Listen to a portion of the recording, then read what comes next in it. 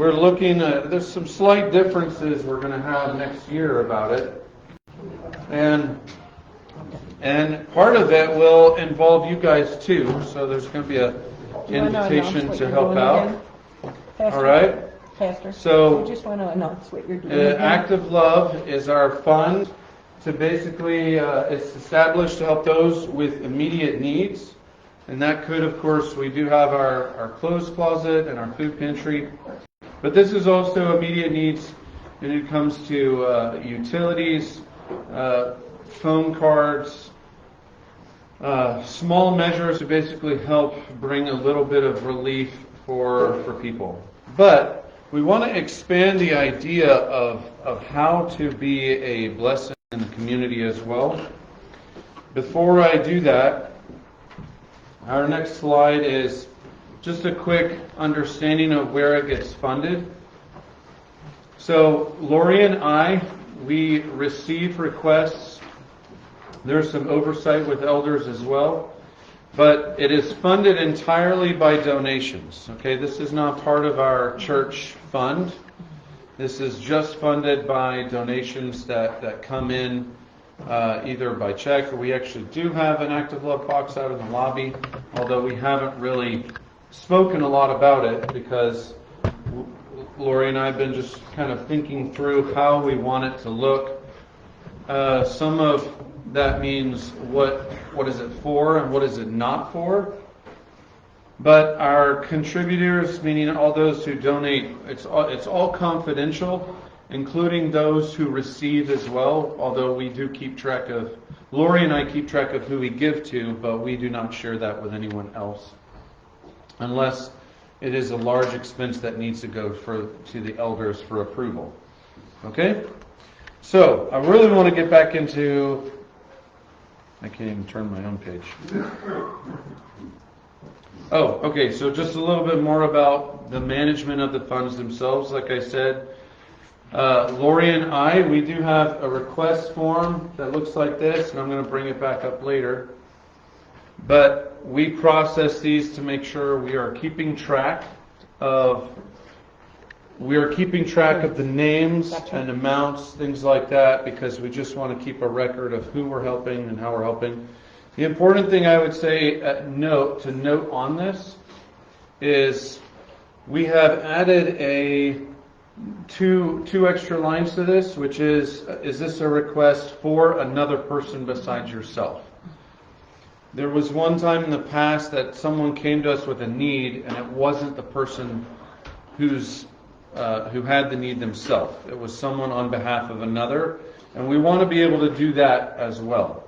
There is often obstacles keeping people from coming forward with help, and this particular need it didn't look like an emergency of a bill, okay? Meaning, if you don't pay my electricity, it's going to get turned off. It didn't look like that, but it was a need to fill. So that has been added because that's where eventually I'll talk about the invitation for you guys to be a part of this. So what we really want to look at for our church is we want to look at basically the small ways to love on people. There are fantastic organizations that are helping people in what some would say big ways, meaning we partner, well, we don't partner, but we direct people to Caritas, which is in the Minocqua area. They help out people in very specific ways as well. One of those I would say would be rent. Okay? They are, in fact, I think they said like half of their budget of helping people was with housing needs in the last 2 years because it's getting really bad. We've decided to not necessarily be that same source because Caritas is already providing that. So what we are looking for are the small ways to provide relief. Gas cards, food, clothing, utilities. But also we want to, in fact, include something new in them. All right? Something new that people would not necessarily think about, but that have come up. Okay, so this next, simple acts of love. We've broken it down a few ways. and this is for how you could also be helping. But one of the things that we're looking at is we want to be an encouragement to those with mental and emotional health needs too. This is a little bit more abstract because people aren't seeing a specific number, if you will.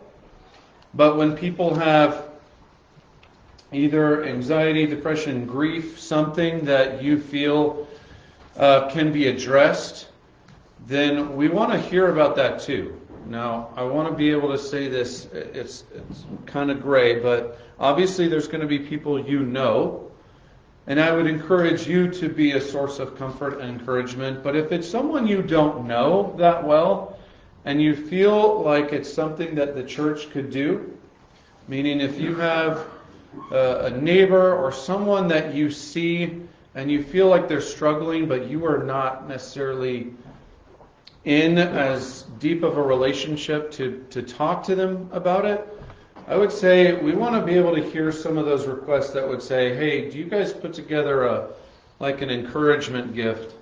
You know, and there are different things that Lori and I have looked at as a ways to just say, we care about you, we are thinking about you, praying for you. This is just a token of saying you're not alone. That kind of gift. So both on the emotional and mental health side, as well as the practical side, we want to start looking at those small ways to be a blessing. All right? So we say, ask people if you can help them. If you don't feel like you can ask them, then I would say be proactive. That's number 2, which means instead of just waiting and I say to Wendy, I'm really struggling, I need a card. Nobody says that, right? Okay, I've never heard it myself anyway. Meaning, don't wait for an invitation. You want to be looking for the ways to bless people without it always being a request first. Okay? And a lot of times we do that anyway. Oh, I say Dick really needs to be prayed for. I think that he's struggling with whatever. And I'm just going to pray for him, right? Because Dick struggles a lot. Okay, so the other one, again, I put comfort, upset, or grieving people. If there's a loss, maybe it's a death, but maybe it's just a loss of something else. Okay, maybe it's a couple that's just struggling, whatever it is. Okay, we want to offer encouragement, and we want to be, it says, non-judgmental listener. Of course, you can invite them into conversation, or you can use a request to have like an encouragement packet to actually initiate a conversation too. You could take this small gift from the church and say, hey, look, we give out encouragement gifts, and and this is just to bless you. And maybe that will start a conversation in a deeper way for you as well. And again, it can be anonymous or it could not. Meaning if you come with a request for someone, we've also given out a gift to someone and the person making the request wasn't involved at all. Meaning that the person receiving didn't know who initiated that.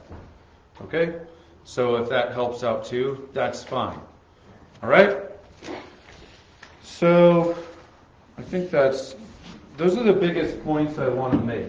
Is invitation to, yes, sometimes people walk in and ask for help. We've had those.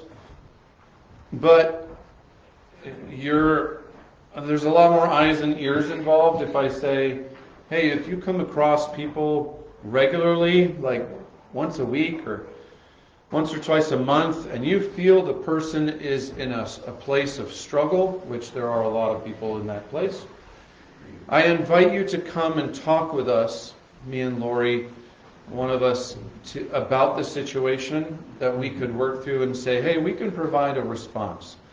Maybe it is a card, maybe it is another token of encouragement, something we can do to say, hey, there are people that care about you. Okay? So that is the invitation that I want to give you all to be a part of acts of love. Not just every once in a while we have people wander in, but you could be a part of this too. Okay? I want to open it up for questions because I want to make sure that everyone understands kind of our acts of love, because again, what we want to do and what we're not doing, it makes a difference. So again, to reiterate, we decided to not help with rental payments since there are plenty of organizations that do that. We've decided to really limit ourselves to the small ways to bless and encourage people in practical needs, emotional needs, etc. Yeah. This is kind of off the grid a little bit, but it's something that happened while I was cleaning last week or the week before. And I had a lady come in, it was a Thursday, and I had a lady come in. She acted a little slightly desperate, hoping for the Food pantry to be open? food pantry to be open. Yeah. And she asked, how come it's not open? I said, well, it was probably open in the morning. And I didn't know what else to tell her. Okay. I felt bad because I had no key to get in there. Oh, okay. And, I mean, she just, I knew, I'm seriously feeling that she really needed to get in there. Yeah. And by the time I thought about giving you a call, I ran up there to try to catch her, and she was always gone. Okay. So in those times, if people do need food, I have been given permission by the food pantry board to just go in and get bags. There is a key in the office too for Lori, but I always have a key on me. So depending on what need you guys see, and especially if they do come in, please let me know, and we could just go over then and create a food, not a basket, but bags of food for people to not just walk away empty-handed. All right, and that's really any day except for Sunday morning. No, I'm just saying to just try and catch Lori too. Yeah, usually I've been the one to go in and just get bags to.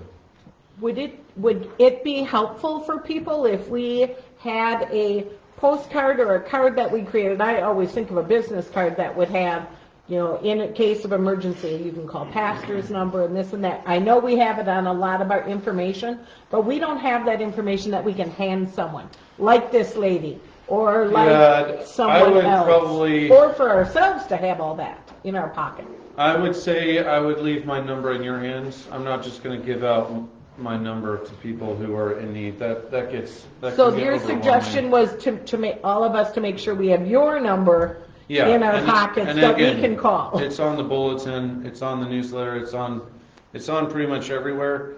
So you can give me a call, but I'm not going to give my number out to people who come with needs, because the boundary lines get definitely crossed. I wish I had thought 10 seconds earlier. And that's fine. About grabbing the phone number and giving it to her. Yeah. By the time I got outside, she was gone, and I made That's my okay. she really Yeah. She really acted like she really needed It just means that when it comes up, I just encourage people to remember that, and know for next time. Yeah, Jim. Sounds like a communication problem in that situation. Would it help to have some sort of emergency number on the food pantry itself? You mean for the board members? I don't think they hand out their numbers either. They post their times all around town. Not necessarily anybody's specific number, but a general number that gives somebody at a situation similar to this. So just to let you know, as far as I know, so I do know that the food pantry turned off their phone number, because most people end up calling the church number at this point. So really it's just the church office number that people call when it comes to, and a lot of people are calling Thursdays. Every Thursday Lori gets calls about when it's open.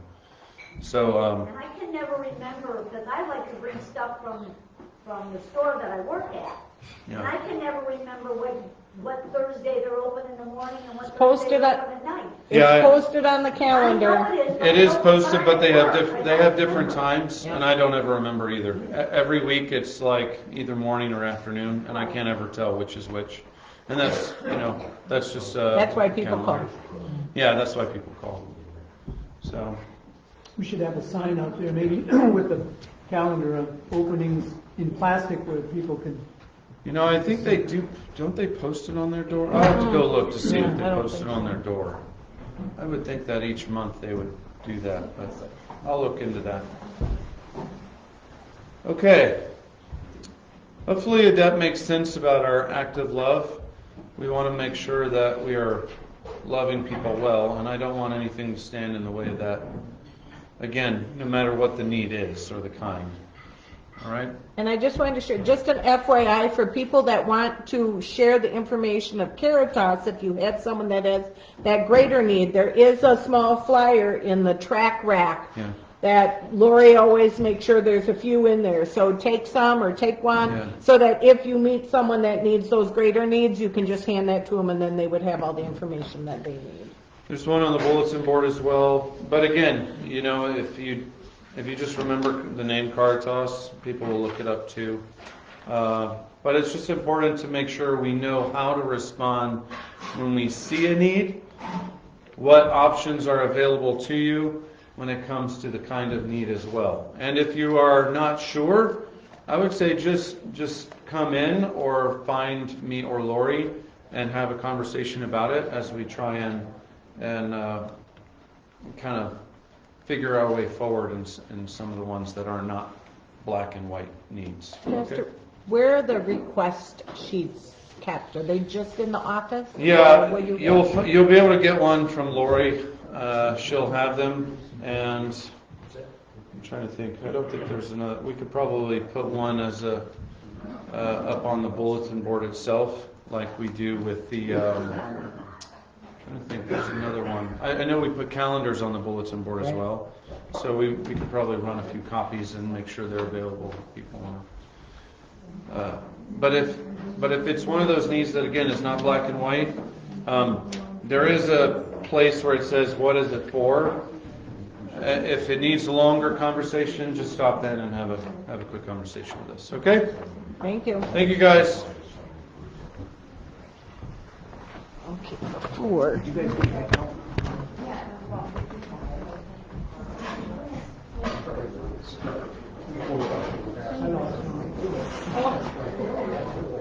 Okay, I gotta talk to Lorraine real quick. I gotta get some information I want to put on with the video.